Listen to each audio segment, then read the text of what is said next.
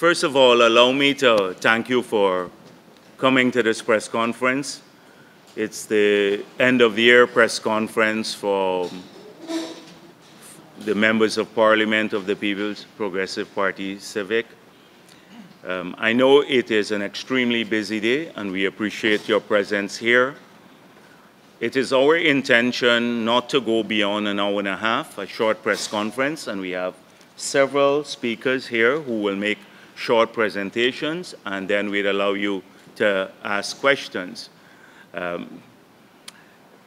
We're at the end of another year, and you will appreciate that the presentations will be short, and so they have to focus on main issues, the key points, rather than going into any great detail on any of the issues that we have witnessed in the last year and we can expect from this government in the future.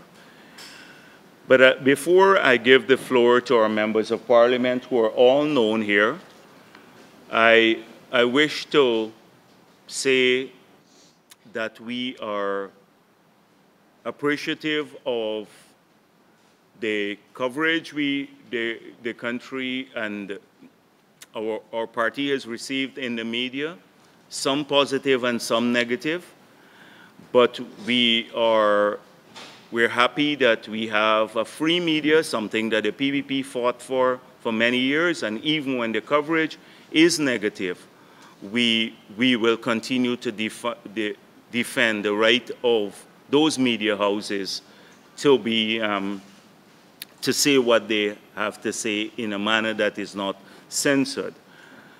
Secondly, we want to thank all of our supporters and all Guyanese for the expressions of support that they have given to us over the year. And even in this difficult period, when people are concerned about the future, we want to extend all the best wishes for the holiday season and for the new year. We were caught with two surprises. As I said before, I'll give the floor to the members of Parliament shortly.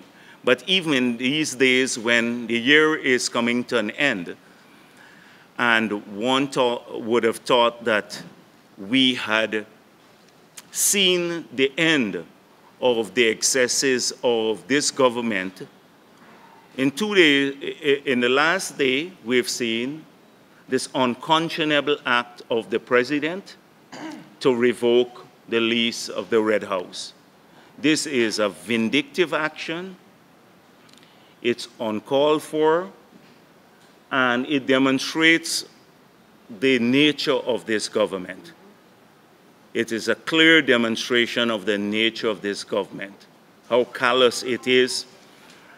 If you think about Cheddi Jagan and the role that Cheddi Jagan has played in Guyana's history in the pre-independence era, and then in the fight for democracy and to rebuild our country, no one should be able to, or should deny him a special place in the hearts of all Guyanese.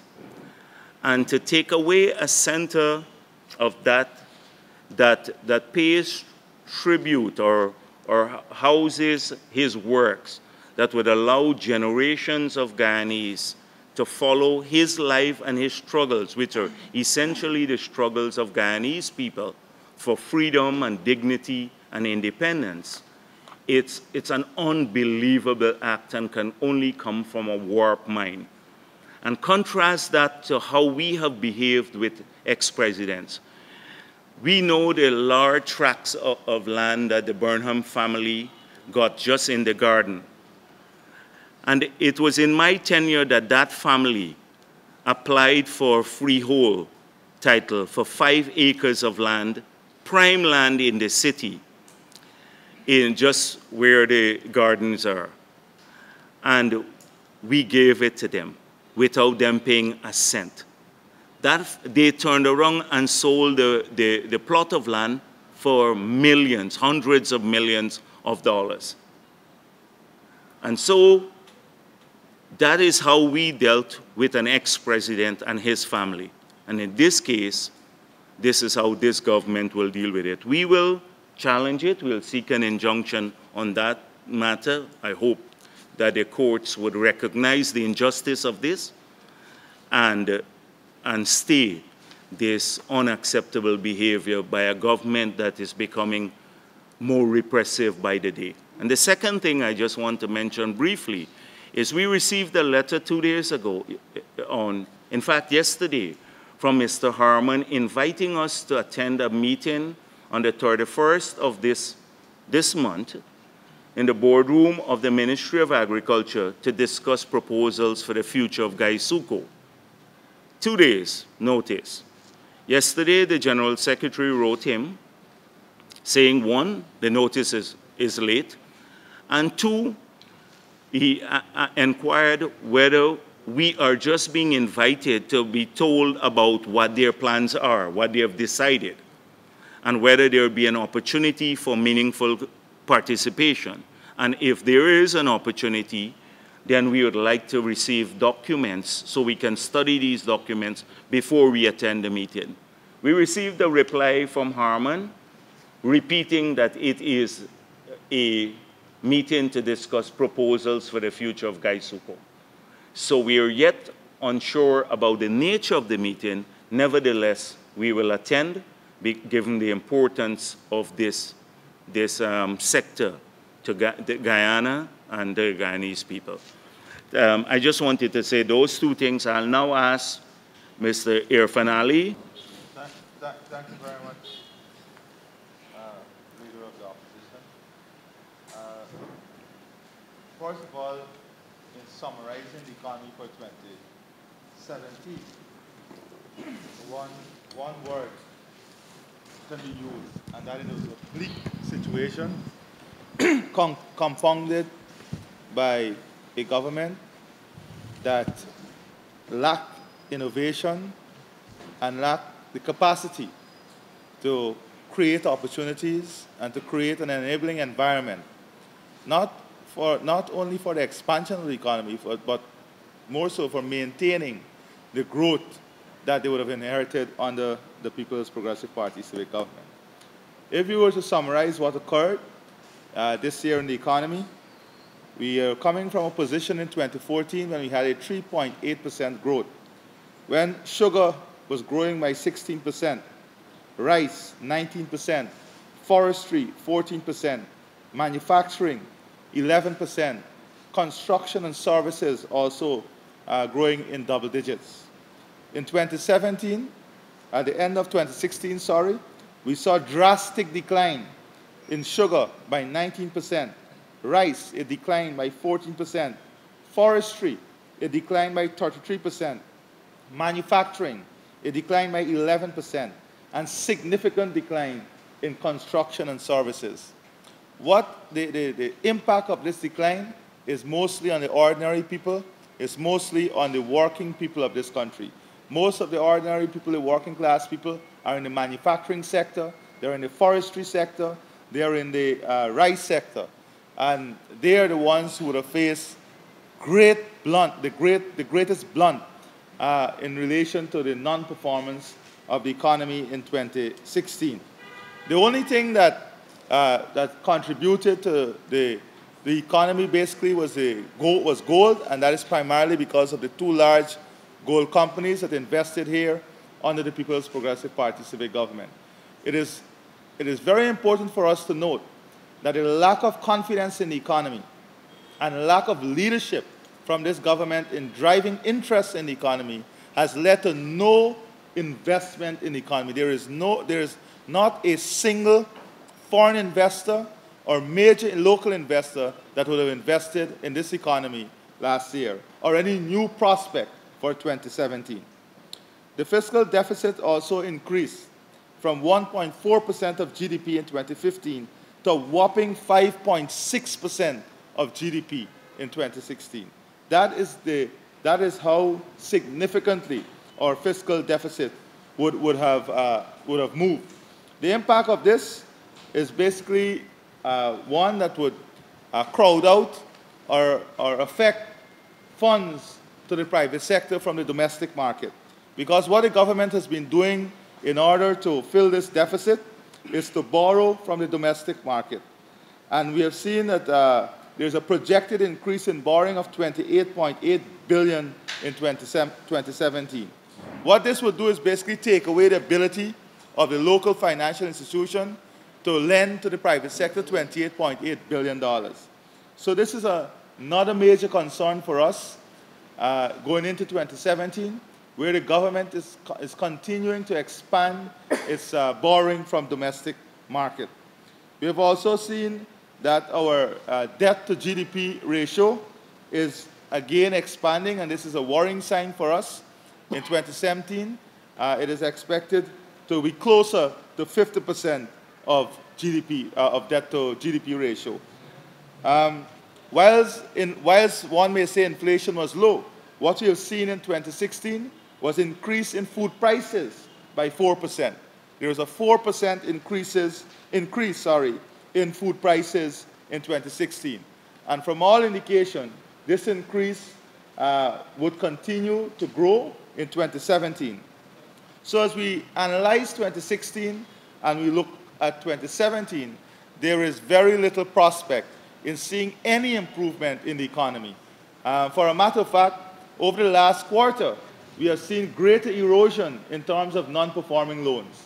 And who are mostly affected in relation to non-performing loans? Homeowners and people in the agricultural sector. These are the two biggest set of people who are affected in relation to non-performing loans. So based on all the projections we're seeing, non-performing loans is going to continue to deteriorate, and homeowners are going to face the blunt of this. And this is because there is very limited opportunity in the economy, there is very limited growth, and people are not able to repay their loan on a monthly basis. So these are some of the major issues that we are seeing. Just one more point. On the VAT on electricity and water that will commence in January, we're going to fight this again in Parliament. We're talking about close to $5 billion of disposable income that will be taken out of the pocket of ordinary people. The ordinary man would have more than $5 billion plucked out of their pocket just because of VAT on electricity and water. So these are some of the significant challenges that 2017 will bring to us.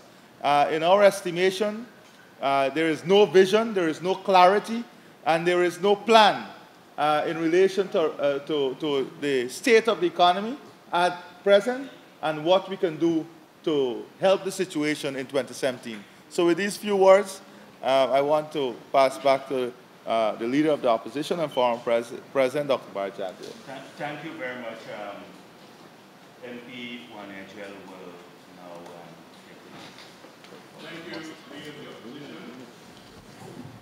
The magnitude of the underperformance of the region-led coalition government is appalling and has caused much grief to an already slothful economy. For me, 2016 can best be described as the year of lost opportunities and unmet expectations. Lost opportunities and unmet expectations. The Public Sector Investment Program, the PSIP, has seen a very slow pace of implementation. Billions of dollars that were approved in the Appropriation Act of 2016 or in the 2016 budget remains unspent. So money is not the problem. Management is the problem. So we can best describe this coalition government as incompetent. They have mismanaged the economy and they have displayed a high sense of arrogance. It is clear that strategic planning is woefully lacking. The incompetence of the government has significantly impacted our economy, as my colleague Irfan Ali has mentioned, the slow growth rate, but more particularly, the livelihoods of our people. I will just point out a few of the big-ticket items that you can see the underperformance. In the electricity sector, $2.55 billion was appropriated to improve supply of electricity to the citizens of Guyana. all that was spent in 2016 was $364.6 million. Massive underperformance. And of course, now that you would have seen how they have mismanaged the electricity sector, we now have currently the independent assessment report from Norconsult, that independent firm from Norway, which has vindicated the PPPC's position that Amalia is the best option to bring to Guyana clean, reliable, renewable, and cheap electricity to catapult our manufacturing center and to realize the dreams of Guyanese people. As it relates to other big projects that monies were mobilized under the PPPC that they inherited, the East Coast Highway Improvement Project, $1.1 billion was appropriated in 2016. Believe it or not, a mere $12 million was spent. Out of $1.1 billion appropriated, a mere $12 billion was spent. As it relates to public security, where crime is a major issue, a total of $410 million under the Citizen Security Program and Citizen Security Strengthening Program was appropriated. A mere $130 million was expended. Massive underperformance. And of course, this money was to bring projects to communities that are prone to crime to help our young people as a crime prevention mechanism and other things to help with the crime situation. Of course, in a question to the Minister of Public Security, how this underspending and underperformance has affected the crime situation, he has said it has not. In the Ministry of Finance, $1.120 billion was appropriated in 2016. Monies on the low carbon development initiatives, and this would include things like Amerindian land titling, but more importantly, micro and small enterprise development, helping small businesses, micro and small enterprise development. Out of that $1.120 billion that was appropriated, just about $600 million was expended. Massive underperformance. The Basic Needs Trust Fund, which is supposed to help in special communities as well, has underperformed. When we come to the education sector, we have seen massive underperformance in the public sector investment program as well. $520 million was appropriated to improve secondary education in terms of both buildings as well as the secondary education improvement program. Less than $300 million was spent. We could go into the health sector. $350 million was appropriated for the specialty hospital. Expenditure on this project, zero. Zero. So you can see that even though you had a big budget in 2016 of all of these millions of dollars, the money was mobilized and available to be spent. There was massive underperformance, which really meant no jobs, greater unemployment, increase of crime, lack of money circulating in the streets, hardship to our community. When you don't build the road, the truck driver can't deliver the sand or the loom. The steel bender don't get his work. The operator for the grader or the roller don't get his job. So when you don't implement, that is part of the problem. We see continual violations of the Fiscal Management and Accountability Act, the abuse of the contingency funds, and of course, we don't need to go into details of the Durban Park project that is well known to you, but as a classic example. But what is more important, the lack of competitive bidding. The lack of competitive bidding. This Granger-led administration is turning out to be an administration that is known for the lack of competitive bidding. So you could never be assured that you're getting the best price. Nepotism and cronyism has crept into the various project management units So it is now being left without the necessary skill. So implementation has become a very difficult thing for this government. Ladies and gentlemen of the media, 2017, if we look at it from the performance of this government in 2016, we could anticipate continual sloth as it relates to growth, but more so the burdens on the Guyanese people because of the taxation measures. 2016 is a year of taxation, but while a lot of those taxes were implemented and passed, and we have to debate some of them next week, the burdens will be felt on the people of Guyana in 2017, real hardships. And of course, the whole issue of not managing what was left by the PPPC government to bring about the real dreams of the Guyanese people has really been mishandled. So I would just like to make those few comments at this time. Thank you very much. Thank you. Gail Tisher will now take the floor. Okay, thank you very much. And to follow on my colleagues who've looked at the economy, I'm looking at Parliament and governance. And so within the 19 months, the APNU AFC coalition government has unleashed such damage to the country that it is even making the early years of the Burnham regime in the late 1960s look mild. In 2016, parliamentary democracy is under threat as at no other time.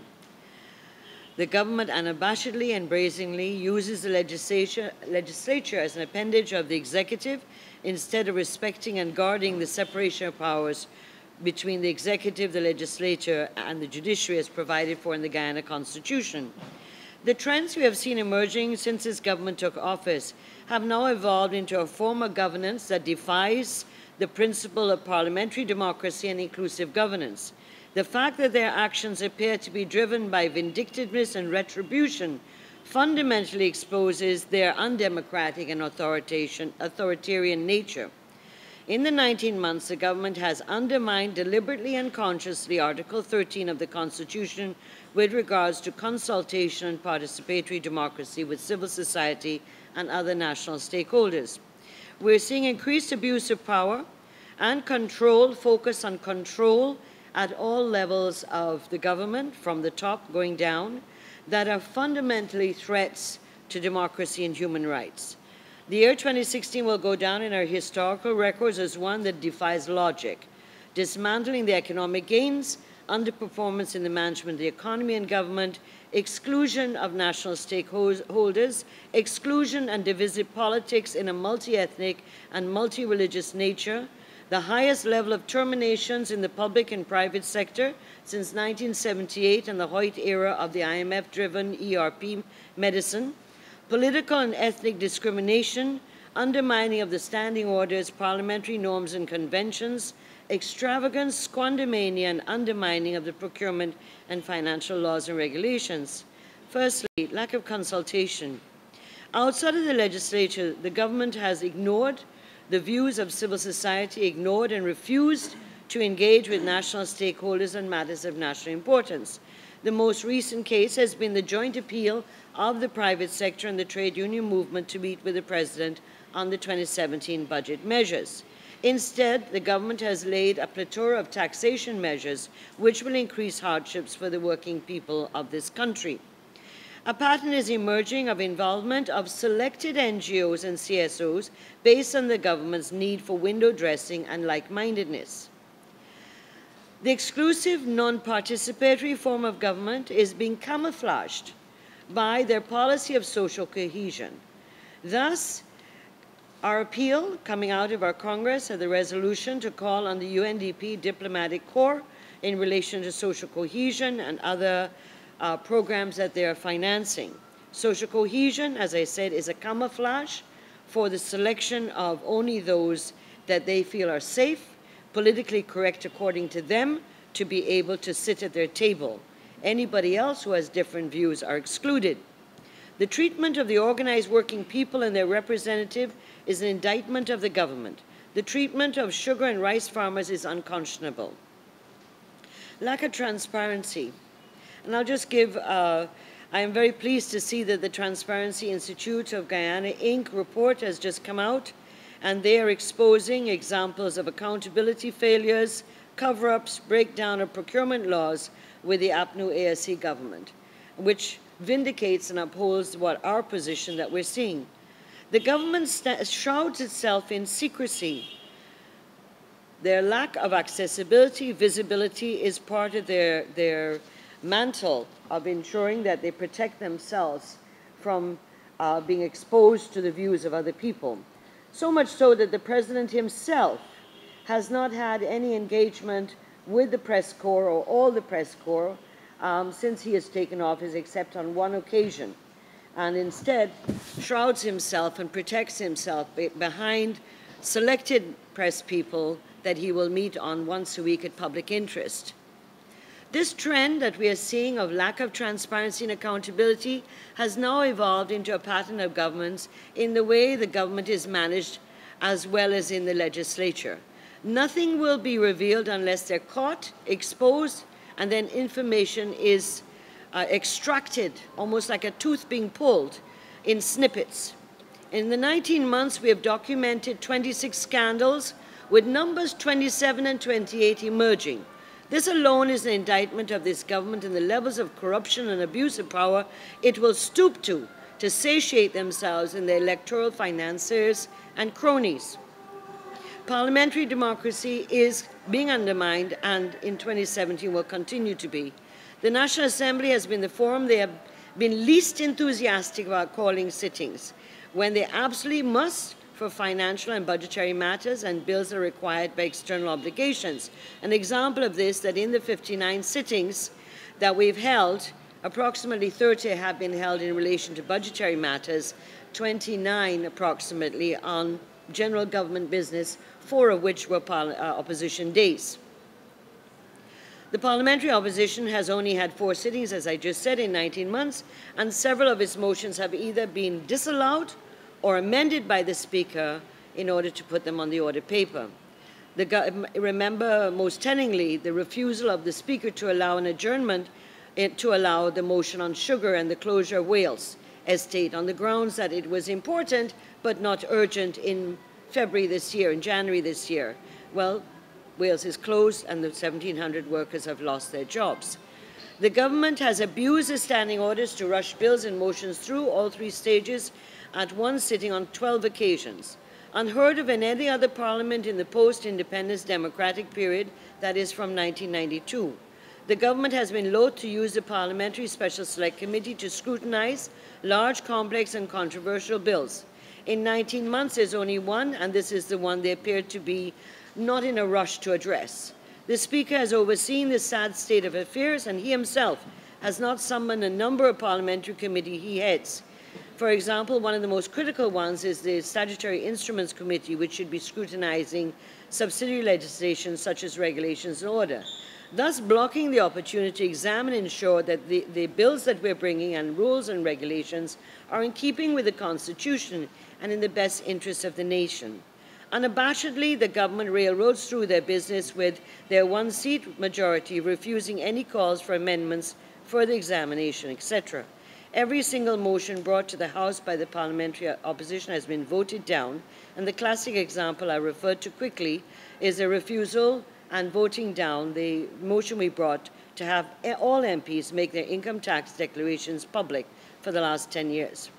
2017 begins with the 12 tax bill and several regulations or orders, and clearly these would require several days to debate.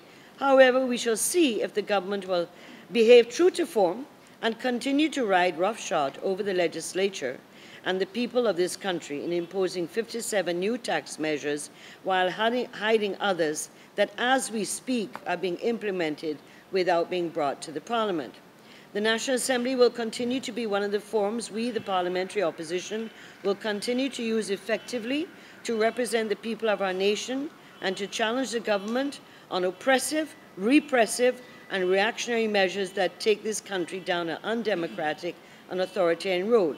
In conclusion, with the continued decline of the economy as is being predicted, and the imposition of heavy tax burdens and continued paranoid management of our country under the APNU AFC, the challenges we as a people will face will demand a united movement of all our people.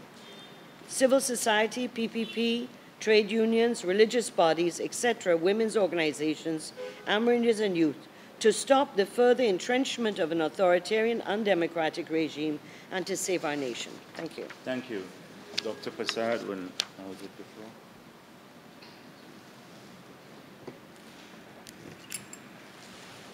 Good afternoon, members of the media. The social sectors have always directly impacted on the life of people. And what we've seen in this year and within the short tenure of this government has been gross mismanagement and also incompetence in key sectors such as health, education, and social protection. If one looks closely at the health sector, the progress made under the PPPC government was negated in 1 year alone, as human resources, products, and service delivery happened to be stymied in all of the areas across the country. If we took, for instance, the human resources, we saw that there was change in procedure, in processes, which led to a lot of the health personnel leaving the public sector. We also saw the replacement of skilled resources, human resources, being replaced by those who had connections to persons in the government. In addition to doctors being lost from the public sector, in addition to primary care centers across the country being starved of human resources, management was also affected because many of the key resource people were replaced, and quite so in a manner that left much to be desired. What was very glaring in 2016 and what makes me wonder what 2017 will hold was the whole problem with drugs. There was an acute shortage of drugs centrally at the Georgetown Public Hospital and across the country. This resulted from poor planning, also procurement processes being interfered with, leading to sourcing being different. And as such, there was the inability to have enough medication to service all of the regions across the country. If one is to visit the primary care centers, or such centers as we call the health centers, in a lot of the regions, simple and basic drugs are not available. Things like paracetamol, things like metformin for diabetics, or high blood pressure medications, which are necessary for chronic disease treatment, are unavailable, which has led to many of our elderly having to go to the private sector using the meager resources at their disposal. In addition to that, we also saw transparency not being paramount or in the forefront of the health sector. Of course, there was the debacle of the bond, and that has become well known across the country. And we saw many more instances of these, where the Minister of Health tried to paint a picture that all was well, or tried to give a different account of what was actually transpiring in the health sector. In addition to the acute shortages of drugs, the delivery of services left much to be desired. For example, if a person has to have dialysis done, there is a limit to the number of dialysis sessions that that person can undertake.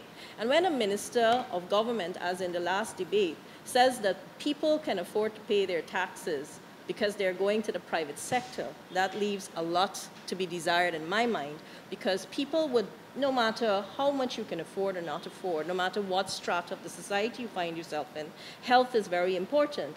And if we are not taking care of our health, then definitely we can't be productive members of the society nor contribute to the economy.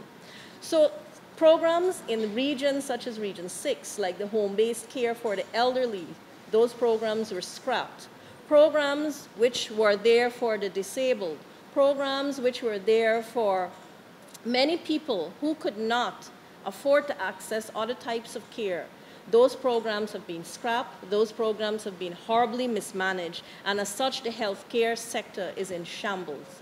If people go to their tertiary care centers in the hospital, not only do they have long lines, but those who are there cannot treat appropriately or to the fullest potential because they do not have what is necessary to provide that kind of treatment.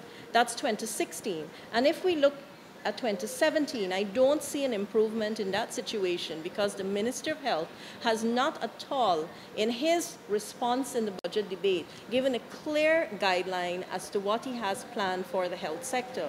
In fact, all I can see, and it is very, very apparent even now as we speak, is more shortages of drugs because the way in which medication was disbursed to the regions has been changed. And when that was changed, the personnel who were able to effect these transactions in the region were not informed as to the changes and how they can properly service the healthcare sector. If we look at the education system and we look at what has been happening, again, there is no clear mandate, no clear guideline as to the vision that is warranted for the education system. We still see abysmal failure in key subject areas as math and English among students. If we looked under the PPPC government, we saw the Millennium Development Goals being met in a large way. We also saw a movement towards complete universal primary education. But if we look at what's happening in the education sector and we look at what is being offered by the minister, we are not seeing clear policies, new innovative programs, nor are we seeing any revamping of the education system so that education could be delivered in a modern manner to reach the needs of the current generation. So again, I see that as being a problem. And if we look at the tax measures which have been raised in Parliament and which we are to debate, the legislation that is, which we are to debate in a week, we also see that key things in both health and education will be taxed. Education services, basic items that are going to be utilized for the delivery of education, all of those will be taxed. Likewise in healthcare, when people go to their private practitioner, for example, there are things like injections that will be taxed, medications that were once zero rated, those are things that will also be taxed. So we're not looking forward to a very bright 2017. I think it's going to be dismal because when you have that kind of impact on key areas that deliver services to people that deal with their well-being, their empowerment, and their elevation, then that's a problem. And if we look in the other area of social protection, again, we're looking at key services to the elderly, to single parents, to the disabled, to families, and to children. We look at the Child Protection Agency. It is horrendously understaffed, and there is and has been talk about child abuse, abuse in all its forms, and violence. And to date, since the government has gone into power, since the minister is there, we have not seen training of people to deal with all of these problems that are bounding in society, such as counseling. We still have a dearth of social workers. We're not seeing these people populating the public sector. If you look also in the schools, there are no counselors to give guidance to children, and we're seeing suicides occurring in people at a very, very young age. In fact, the suicide motion that was brought in Parliament this year was not given the green light, and that does not speak well of the government that says that it cares for people. Because we're looking at the areas where people are grappling with poverty, people are grappling with the hardships and challenges in life, and if key things that influence and impact on their life are not being dealt with at a serious level, then I don't see how 2017 will be better than 2016. If you also look in the area of social protection, and we look at people's pension, there was only $800 added on to a pension, and now from the pension which does not even amount to $20,000, which was the campaign promise, it's now only about $19,000. Then we see that the elderly will now have to take out of their pocket monies to pay for 14% on light, electricity. Now medication is not available in the public service, and likewise the disabled. So there are a lot of issues in all of these key sectors, and I think going forward into 2017, the people of Guyana need to hold the government accountable, and the people of Guyana need to demand value for the dollar and accountability and also better services. Thank you. Thank you. Jillian, pass that down because Anil is after you.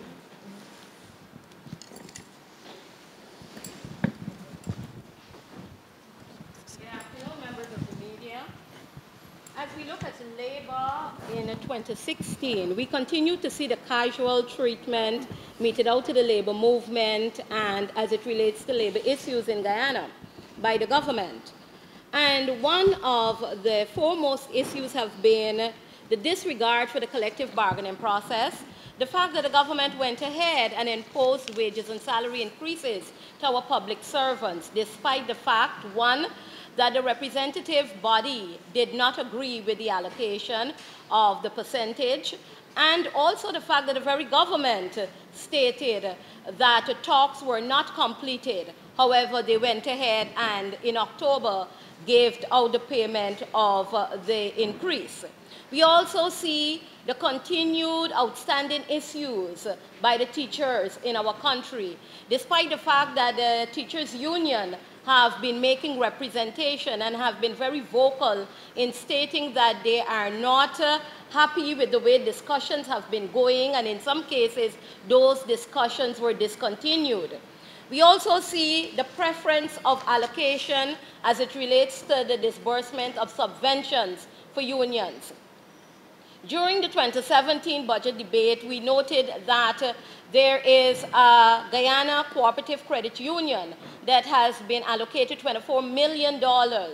And we were told by the minister assigned to Labor Administration that that money covers, that union is the umbrella body for 10 individual unions. When we look at that as against the $500,000 that is given to the GTUC, which is the umbrella body for about 13 to 15 individual unions, $500,000 given to FITUG, who have who's an umbrella body for about 5 unions, but has the largest membership collectively in Guyana. And then a mere $8 million that has been set aside to cover all the trade unions in Guyana, which amount to about 21 individual unions. We see a preference there. And the fact that our public servants have been called lethargic, the fact that we have been told that the unions, despite the fact that the minister offered an apology after saying that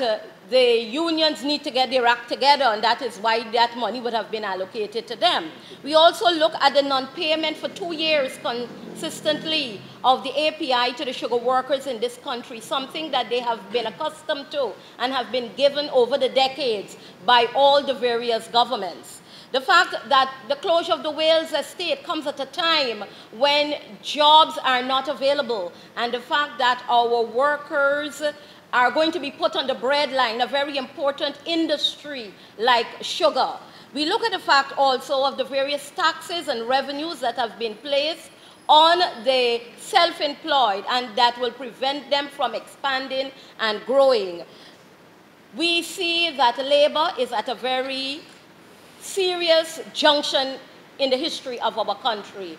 And what do our workers have to look forward to in 2017? Nothing. The fact that our youths have been promised jobs and that is not happening. So where labor is concerned in relation to the government and its administration and its management, we can say that labor has nothing to look forward to based on the 2017 budget for the new year. Thank you. Thank you very much. The year 2016 has been characterized by a constant battle by this administration to undermine independent constitutional agencies whose functions are to scrutinize and check the conduct of the executive. It has been characterized by the abrogation of the constitutional rights and freedoms of the Guyanese people, and it has been characterized by the incessant rise of authoritarianism and authoritarian conduct on the part of the government. These tendencies to which I have alluded have manifested themselves in several ways during the course of the year. The year began with the nation being unleashed with Soku and Saru, and you all remember the famous chase, road chase that led to the death of a soldier and I believe a civilian. And from that, you had people's jewelry being seized at the airport under the pretext that they are laundering money. We had businessmen' homes being invaded by SOCO officers at all hours in the morning and in the night in very clandestine fashion, and their homes being searched and ransacked and large sums of their cash and jewelry being taken away. Then we had, of course, the SARA bill, which has been circulated, and it seeks to ensconce those powers and even make the authoritarianism about which I speak more frightening, where you have a director who is given a tremendous amount of power that is even greater than that of the president, and who is accountable to no one, and who has the power of combined state agencies, and that can do almost anything that he or she wishes, but is answerable to no one. At the same time, we have important institutions like the Public Service Commission chairman being hounded out of office, being invited to the office of the president, offered a financial package which can only be described as a bribe to vacate office, and when he refuses to do so, as he's constitutionally entitled to do, he's told about they don't want blood on their carpet, and now we have litigation involving this officer. You have the same thing with the Judicial Service Commission, where officers appointed by this commission are not recognized by the government, and I speak specifically to the Deeds Registry, the Assistant Registrar of Deeds, and that matter is also in court. You have also the non-appointment of judges, though the Judicial Service Commission has recommended since May of 2016 that judges be appointed to both the High Court and the Court of Appeal. The President, without giving any reason whatsoever, has refused to act. As a result, you have a Court of Appeal that only has 2 judges when 3 are required for that court to sit. So you virtually have a Court of Appeal that cannot sit unless it borrows a judge from the High Court. That is the state of the current state of the judiciary. Then we had the rampant dismissal of Guyanese from the public sector of all walks of life simply because of their suspected political affiliation and or their ethnicity. We had, and this follows, of course, the 2,000 Amerindians who were earlier dismissed. Then we saw the violations of people's proprietary rights and interests with core homes being repossessed, and these homes are owned by persons, single mothers in particular, who have children. They have been issued with transport, with certificate of title. They don't owe a cent for these properties, and Central Housing and Planning decided to descend upon these people's home and erect signs to say that these homes are owned by the government of Guyana. We have gone to the court, and fortunately we have secured victory for these people, and the rule of law has prevailed.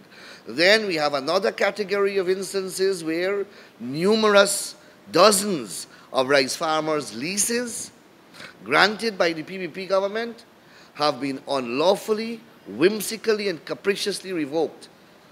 By the MMA first, we took those sets of matters to court. When it was pointed out that the MMA has no power to revoke these leases, and that it is the president who has the power to revoke the leases, so we won the case in court. It was only a Pyrrhic victory because the president then, deciding to exercise his executive authority, proceeded to revoke all those leases. Again, we have challenged those revocations, and those matters are pending. We have also the attempt by the Attorney General to compulsorily acquire 2 private pieces of property at Carmichael Street, clearly in violation of the Constitution, in order to create some kind of governmental office, and then he foolishly denies and tries to blame the PPP government for that.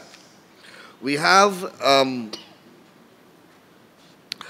2 important bills that we were told are so important for the justice sector that were passed through the Parliament with great haste, the Coroner's Amendment Bill and the Law Reform Commission Bill.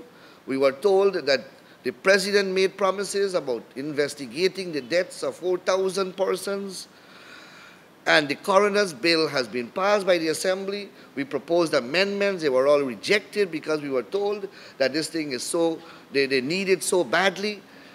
9 months or more have passed, and not a singular coroner has been appointed under the Coroner's Bill. Same thing with the Law Reform Commission. We were told that they are in great urgency. We proposed amendments. They rejected it. And over a year has passed. The Law Reform Commission is still not established. Then coming right down to last night, the leader of the opposition made reference to a statement where the president has signaled an intention to revoke a 99-year lease and ordered the tenant to vacate immediately, 24 hours notice. You know, and the people out there know, that even if you rent a bottom house, you have to go to court. You are protected as a tenant, and only a magistrate court can get you out with an ejectment order. But this president sits in the office of the president, terminates a 999-year lease, without giving hearing, and give people 24 hours to vacate. This is the most crass and vulgar act of authoritarianism and unconstitutionality. And that is only last night. So the trend, as I've started from January the 1st, straight down to last night. And then in 2017, there seems to be no hope that there will be changes because, as I said, we have the SARA bill which will come. We have special prosecutors that are going to be appointed to hound and persecute political opposition. And you know, budget monies have already been budgeted for this in the Attorney General budget, so that the DPP is completely sidelined, the constitutional authorized office that has the responsibility to hire a prosecutor, to prosecute criminal offenses. That office is being kicked aside. The executive government is budgeting money and is deciding who to hire as prosecutor and also who to investigate by using SOCO and SARU, and also will determine who to charge and for what offense to charge. So you have the separation of powers being trampled upon and the executive performing the functions of the DPP and the judiciary. So we have that coming in 2017. We have the cybercrime legislation that will come, that will change the social media as we know it. And we are asking that that bill be dealt with in a select committee and that we hold widespread consultations. But with the precedent that is set, things rarely go to the select committee and consultations are rarely are held. So I will stop there so that 2017, it looks as though the transgressions to which I have alluded will continue unabated.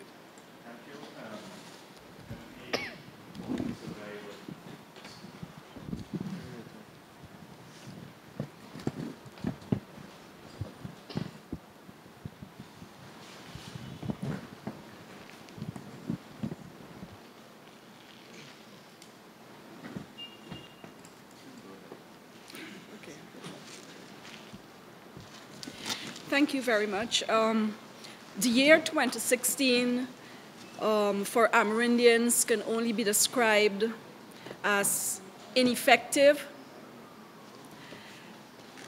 lack and low representation, including dead slow implementation of projects and programs to benefit the indigenous population of Guyana. And this is not only my opinion, but if you would recall, in August of this year at the NTC, the head of state wanted, through a backdoor mechanism, put in place an implementing unit. And also in this year's budget, Minister Garrido Lowe alluded to the fact that monies were earmarked for improving implementation at the ministry. And in the final day of the budget examination of the budget estimates, even the Minister of Finance alluded to the fact when we were speaking about the slot in the Amerindian land titling project, that the matter of not spending funds allocated in the year was due to slow implementation. So that will characterize how the indigenous population seem to be benefiting from the APNU AFC coalition government. We would also want to note that the new approach of the coalition government did not bring a better life for indigenous people, because immediately upon assumption of office and their acts continued in 2016, we've seen that there's been no improvement in the opportunities for indigenous youths. In fact, the replacement project for a very vibrant project of the PPP Civic, and I'm speaking here of HEYS, the HAYS project now being executed by the Ministry of Indigenous Affairs.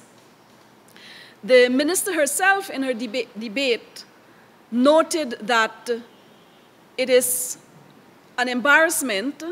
She noted that the challenges and problems which plague HAYS seem to have been the problem throughout the year. That project was expected to replace the CSO project, but it became a national embarrassment. First of all, it started late. Even though the budget of 2016 was delivered in February, the project started in June. It is top heavy on staff and salaries, and the payments for the young people were not even completed as we are speaking here today. In fact, throughout the entire hinterland regions, young Amerindians are yet to receive payments from October to December in some instances, November to December in other villages, and December in the coastal areas. And this is not something that the young people in the indigenous community expected. In fact, the blow, or the financial blow, which was dealt to 1,952 youths when they disbanded the CSO program, this replacement project indeed is an embarrassment, where those who are participating in the project have not yet received payments for participating in the project. In fact, items procured and not procured have not yet even been delivered for the training in the first 6 months. It is expected that that project will attach the youths in a practical session for the next 6 months, and therefore the resources that were supposed to be procured for the training have not yet been delivered to the young people. And this could not be a positive move towards improving the opportunities and increasing opportunities for indigenous people. Another aspect is the fact that the asset base of indigenous people have actually come to a standstill. And here I refer to the land. Indigenous people are residing, occupying, and using land which, under the Norway Agreement with Guyana, funds are allocated and committed and sitting in the bank account to be used to ensure that land to Amerindians are guaranteed, and that those areas that are yet to be titled and demarcated ought to be funded from those committed funds. 2016 saw no new area being titled, neither areas titled that were awaiting under the project being demarcated. Not a single new project area has been demarcated. Those titles that were distributed in August at the NTC were areas that were completed by the PPP civic government and were being fine-tuned and the loose ends being tied up by the Guyana Lands and Surveys Commission. those were work already completed. So in 16 months, and more particularly, monies were allocated to deal with land issues in 2016, and they have not been able to deliver. The government, and by extension, the Indigenous Peoples Affairs Ministry, have not addressed in a holistic way jobs for Amerindians. Amerindians, young adults and youths coming out of the secondary school system. I would also want to point to the fact that I have recently been engaged in Congress, one of the largest in our party history, and the indigenous membership of the party came from all of the hinterland regions, spanning a lot of communities and villages. And they have indicated to us at the Congress that life under the coalition government has not seen improvement. In fact, my colleague have already indicated that there was a drug shortage, which seems to be a big issue for our country. And indeed, across the hinterland region, as we speak, there are still basic drugs not being available to indigenous communities. In fact, my report of telephone calls when they come to Letem, only in this week have indicated that Shiriri, Ruperti are out of drugs. And this is poor showing for a government who promised a lot of improvement to Amerindian lives in their election campaign. With respect to how they view Amerindian as part of the Guyanese family is, again, one which is left to be much not desirable. For example, the members of the media would recall that only recently in the budget debate, the cohesion minister mentioned or referred to an indigenous MP as stupid. And indeed, the way they're approaching the development of Amerindian lacks any form of respect.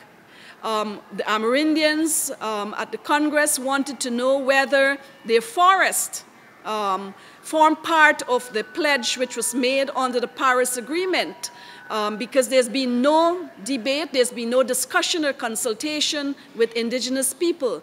In fact, the entire government, including the Ministry of Indigenous Peoples Affairs, have probably thrown away the principle of free, prior, and informed consent. We don't have that anymore taking place as it relates to matters of national concern to Guyanese, which includes indigenous people, and matters that are engaging the indigenous people with respect to issues that are particular and specific to their development. For example, when we speak about pledging 2 million acres of forest under the Paris Agreement, there's been no discussion with the indigenous people. Hectares. There's been no decision with the indigenous people. The NTC, which is the forum or the platform for representing indigenous people by their leadership, also have not had any sound, or there's been no discussion on the opt-in mechanism that clearly state where the government stand with respect to indigenous people opting into the low-carbon development strategy, which you know still being carried out under a new name or under a new fancy name calling the greening of Guyana. And therefore, again, the way they view the indigenous people is left much to be desired. In fact, they are imposing economic activities that will never stimulate development in indigenous communities. For example, instead of dealing with the big issues of the community development plans and so on, they are on a campaign continuation of campaigning in moving to deliver boots and bicycles. Boots and bicycles will not improve the lot of indigenous people. In fact, they need to start to deal with the fact that they have not been maintaining major road roads network in the hinterland. They have not been maintaining the airports, and you know why. They have not approved the airport funding, and this has caused the spiraling of the cost of living which the indigenous communities and Amerindians have to put up with over 2016. If you don't deal with these issues, the transportation, both land and air, are having an impact on freight going into the interior, and therefore the cost of living has been one of the matter which the indigenous people are talking about. You've seen the disbanding of the ICT project, which saw both government funding and indigenous village resources in providing facilities as it relates to the computer hubs. Today, the indigenous communities are not enjoying any movement towards having their computer hub operable. And this is a denial of the rights of the indigenous people, or delaying development for indigenous people. Why can't indigenous communities be benefiting from the ICT project in the way that it was planned? Why is it being delayed in 2016? These are matters which are concerning the indigenous village councils, and they're also a matter of concern to the young indigenous people of this country. I wish to say that the discrimination continues, and for 2017, it appears as though there's no shining light in the horizon for indigenous communities when one look at the budget and what has been provided in the budget. There's been no new movement and no new project. So indigenous communities will have to remain in a stagnated position in the new year. However, our ability and our responsibility as members of parliament and as a party, it is hoped that we will continue the struggle on behalf of the indigenous people. Thank you. Thank you. You've listened to our members of parliament, and from all they have said, I can almost picture the country thinking that this has been the year of increased crime. I just jot down a few things. The year of increased crime, the year of anemic economic performance and loss of jobs, a year of declining social services, a year of growing executive lawlessness, a year of tampering with procurement processes and scandals, and a year of scandals, a year of taxation and borrowing. And because of the incompetence of this government and because of its lack of vision, we expect these same trends to continue next year. We believe next year will be no different. I want to end there and say that we are now available for a few questions so we can wrap up, as I said before, in an hour and a half. Thank you very much. Yes, please.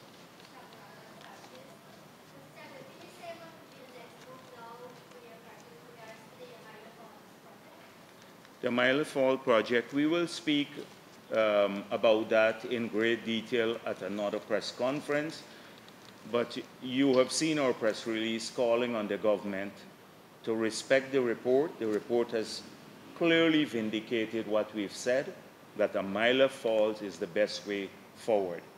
And we expect them now to respect this fact-based analysis and initiate the process or restart the process to build a Mile Falls.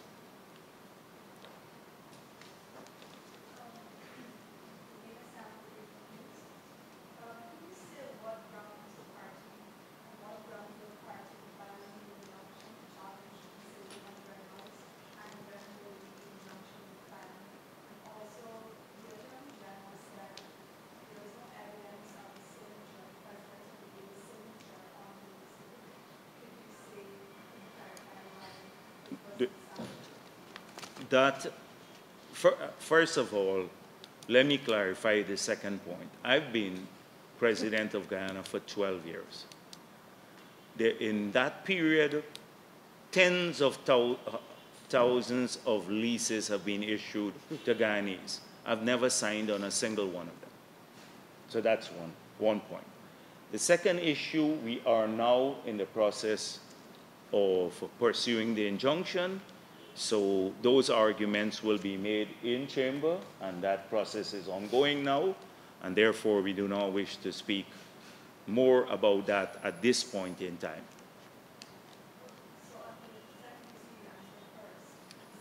That the Attorney General is talking nonsense. That is my view. He doesn't know what he's talking about. Yeah. So, yeah, another question. Any other question? The legal issues are being pursued now. Our lawyers are in the middle of the discussions before the Chief Justice, and before the end of the day, or maybe tomorrow, you will hear from our lawyers on the matter. Please.